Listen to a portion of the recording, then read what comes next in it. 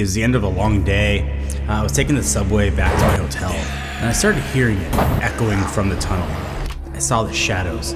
They started moving in the darkness. I didn't know what to do. I panicked and I ran. I ran harder than I've ever run before. And just as I thought I was done, there was a plot twist. I never actually left LA. I was never in the subway, and I made what I think was the coolest scenes in this entire video in less than 5 minutes using nothing but a selfie from a desktop computer and some AI. And I also, and this was cool, I gotta watch James Gunn talk about what was next for the DCU and drop some spoilers. Before I get to that, thank you guys for watching the channel, supporting me all these years. Give you a chance to win $500. Super easy. Watch the video all the way through. Give it a thumbs up. Leave a comment down below. Tell me what your favorite Adobe product is, what you make with Adobe. Tell me a fact about yourself. Make sure there's a way for me to contact you either in the comments or if I click the link on your YouTube page. Let it run for 10 days, open to anyone in the world. So Adobe invited me to cover the big annual conference. And again, full transparency, this video is sponsored by them. They told me just to kind of show up and cover whatever I thought was interesting. I use Photoshop and Premiere every day, but I did not know there was a conference about it. So I had no idea what to expect. What I did know, we didn't have to fly anywhere. It was in downtown LA, about an hour from where I live. And I got to the convention center. I immediately underestimated what this was.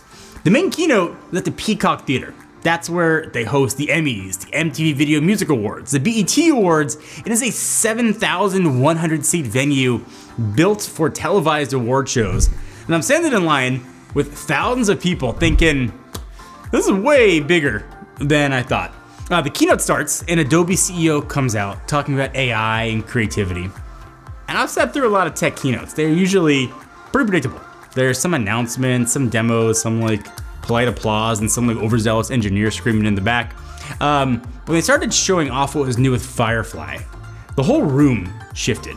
People were like actually reacting, not just like polite clapping, but like genuinely surprised reactions. They're showing images you can edit just by describing what you changed. And I know that sounds familiar, but let me explain why that is huge.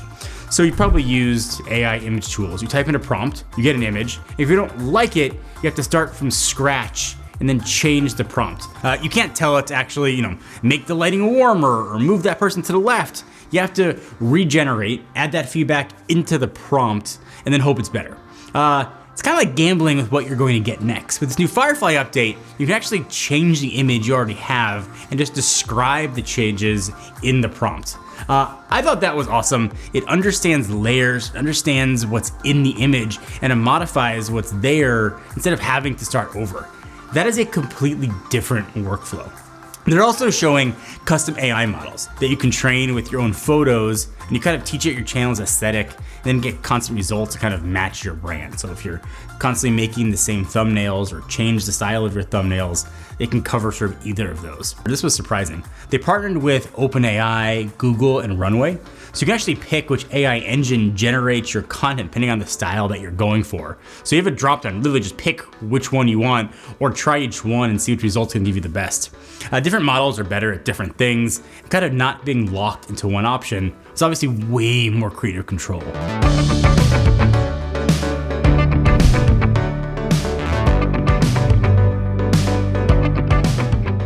So keynote ended, went to convention. You'd probably think, like I did, it's gonna be a bunch of Adobe stuff. There was some of the biggest tech brands going. It was like a mini, almost like CES, the brands that were there. Canon, for example, we shoot all our videos on Canon C70. They had a huge booth. I got to see the C80 for the first time. Courtney's helping make this video, is a big Fuji guy. He was carrying his Fuji camera around with him. He was kind of geeking out, talking to the Fuji people at their booth. There were artists everywhere selling merch they designed. I found these mechanical keyboards that felt incredibly smooth. I took a typing test to try to win one. My words per minute was embarrassing. It was actually 27 words per minute. But those keyboards I thought were incredible. After kind of getting the lay of the land, I went over to the Firefly demo because I wanted to sort of see what they showed on stage actually worked. And again, we used Firefly. So I grabbed the station, an Adobe rep was kind of ready to kind of walk me through it. I tell them I wanted to start basic. I used the iMac they have set up. We took a real simple photo as a selfie in photo booth and uploaded it. I typed in Halloween vibes, and immediately the whole board of variations appear. Different lighting, different moods, all playing from just one photo. One caught my eye, and it was sort of me in the subway station.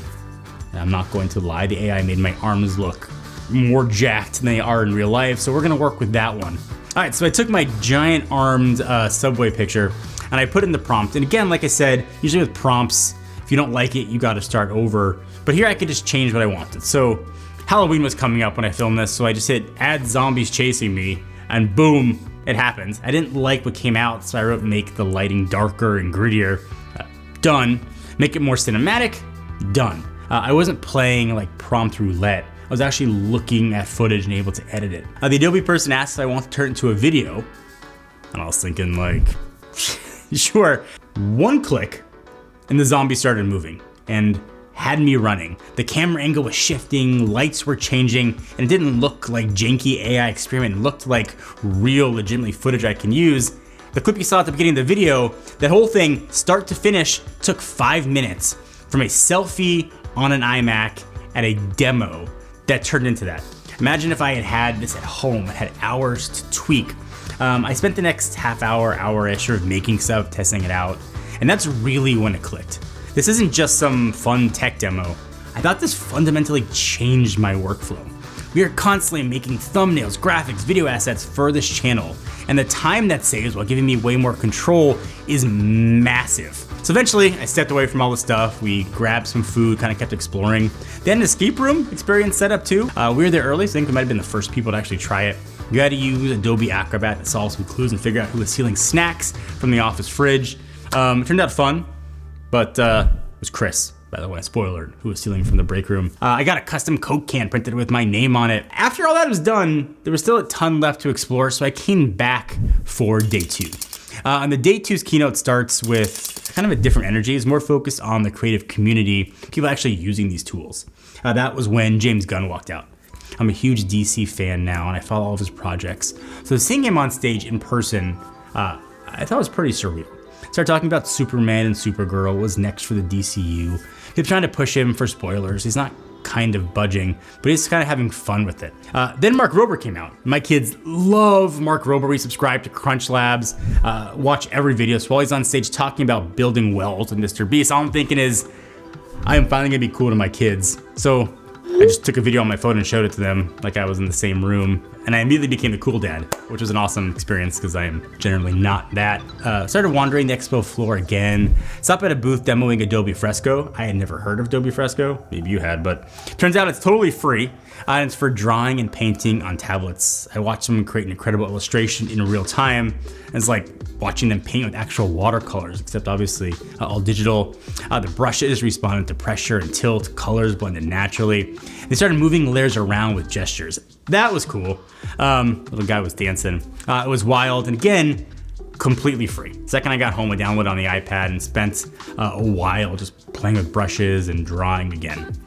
If you do digital art on a tablet, you probably already know Fresco, but again, late to the party.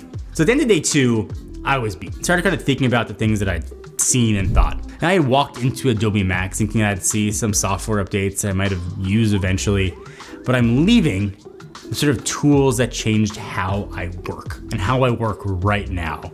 That zombie video at the start, that's not a party trick. That's a random Tuesday afternoon now. Adobe MAX was massive and surprising and way more fun than I expected. I went into Adobe MAX again not knowing what to expect, and I'm leaving with appreciation for the software, the scope, and the actual functional use of AI. And again, if you've never checked out Firefly, it's on the web, you definitely should. If you want to learn more about any of the stuff that Adobe showed at Adobe MAX or just Creative Suite stuff in general, all links you need will be down below.